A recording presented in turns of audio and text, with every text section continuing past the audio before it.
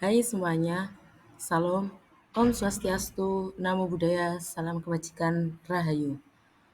Sebelum kami menjelaskan materi yang akan kami bawakan, izinkan saya dan kelompok saya untuk memperkenalkan diri terlebih dahulu. Perkenalkan, kami dari kelompok 5. Yang pertama, Rahmania Dwi Fatmala dengan NIM 2308132431. Aira Faradina Putri dengan NIM 2308132438.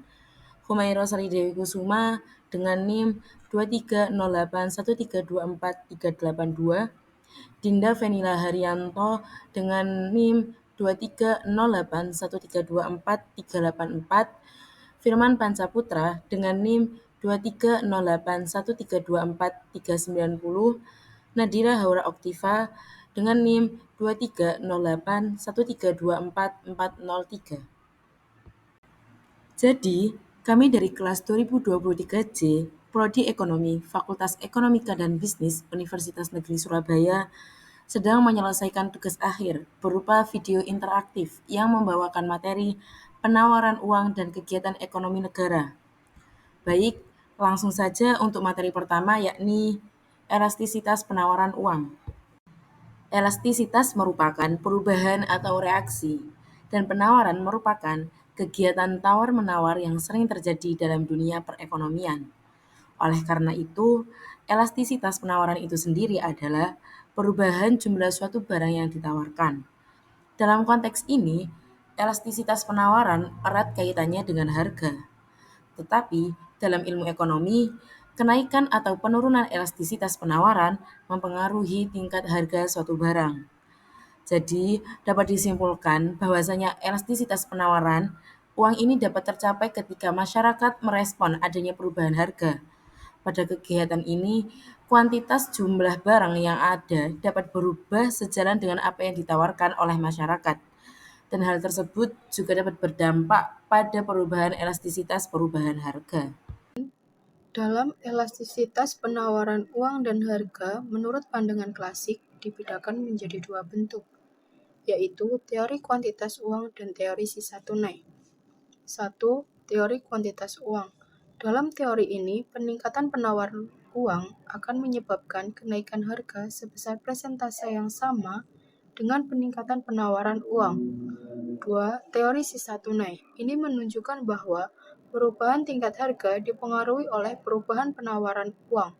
Namun, dalam teori sisa tunai, perubahan penawaran uang mempengaruhi tingkat harga melalui perubahan jumlah uang yang tersedia untuk transaksi. Definisi uang menurut Keynes. John Maynard Keynes berpendapat bahwa uang diperlukan sebagai alat tukar untuk menggantikan sistem barter yang tidak efektif sebagai unit hitung yang memungkinkan perbandingan nilai berbagai barang dan sebagai penyimpan nilai untuk mempertahankan daya beli dari waktu ke waktu. Oleh karena itu, Keynes menekankan betapa pentingnya permintaan uang sebagai aset likuid karena suku bunga dan ketidakpastian ekonomi sangat memengaruhinya.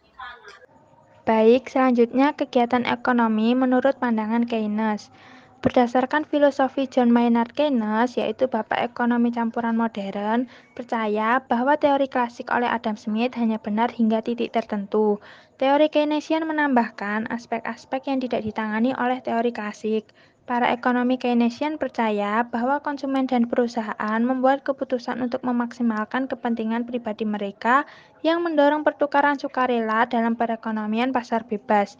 Namun, ketika fluktuasi terjadi, perekonomian tidak selalu dapat memperbaiki dirinya sendiri melalui kekuatan pasar alami tanpa pengaruh luar atau campur tangan pemerintah.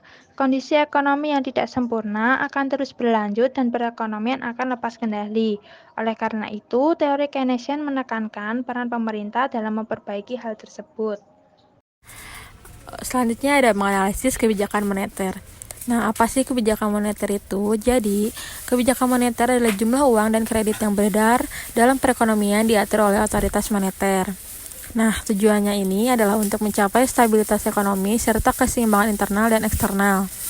Nah, keseimbangan ini dapat diukur melalui kestabilan harga, kesempatan kerja yang stabil, dan neraca pembayaran internasional yang seimbang. Nah, ada dua jenis kebijakan moneter yang perlu kalian ketahui. Yang pertama ada ekspansif dan kedua adalah kontraktif. Pertama, bank sentral membeli sekuritas pemerintah dan menurunkan persyaratan cadangan bank. Tujuan kebijakan ini di tengah peningkatan risiko inflasi adalah untuk mendorong pertumbuhan ekonomi. Sebaliknya, kebijakan moneter kontraktif meningkatkan suku bunga menjual obligasi pemerintah dan menaikkan persyaratan cadangan bank untuk mengurangi jumlah uang yang beredar. Kebijakan ini bertujuan untuk menurunkan tingkat inflasi. Kebijakan moneter mencakup transaksi jual dan beli sekuritas pemerintah, suku bunga, dan perubahan jumlah uang tunai yang beredar di pasar. Bank sentral atau bank negara pengatur keuangan seperti Kementerian Keuangan menetapkan kebijakan moneter di Indonesia. Bank Indonesia melakukan ini dengan menggunakan berbagai instrumen, seperti menjual sertifikat, membeli surat berharga di pasar modal, dan menurunkan suku bunga jika kondisi ekonomi sesuai dan perkiraan. Analisis efek perubahan penawaran uang dalam analisa agregat demand dan agregat supply. Oke, dalam analisis permintaan agregat dan penawaran agregat dapat sangat dipengaruhi oleh perubahan dalam pemasaran uang. Nah, dalam kebijakan moneter ekspansif, itu terjadi peningkatan jumlah uang yang beredar dan penurunan suku bunga. Nah, itu akan meningkatkan konsumsi, investasi, dan permintaan agregat. Sedangkan dalam kebijakan moneter kontraktif, itu sebaliknya, penurunan suku bunga dan juga penurunan jumlah uang beredar. Dan itu akan mengurangi konsumsi, investasi, dan permintaan agregat. Akibatnya, kurva AD itu akan bergeser ke kanan. Itu menunjukkan permintaan agregat pada setiap tingkat harga. Dalam jangka pendeknya, kebijakan moneter itu berdampak banget pada output dan tingkat harga dalam jangka pendek. Namun, dalam jangka panjang itu dampaknya lebih terlihat pada peningkatan pertumbuhan harga.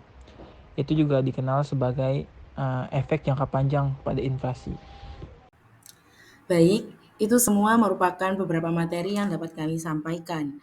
Dan tentunya kami merangkum beberapa materi tersebut dari beberapa sumber seperti yang kami tuliskan dalam PPT ini. Cukup sekian materi dari kelompok kami. Semoga sedikit materi yang kami sampaikan dapat bermanfaat untuk pembaca dan juga pastinya untuk kami sebagai penulis. Oke, sampai jumpa di video pembelajaran kami selanjutnya. See you guys!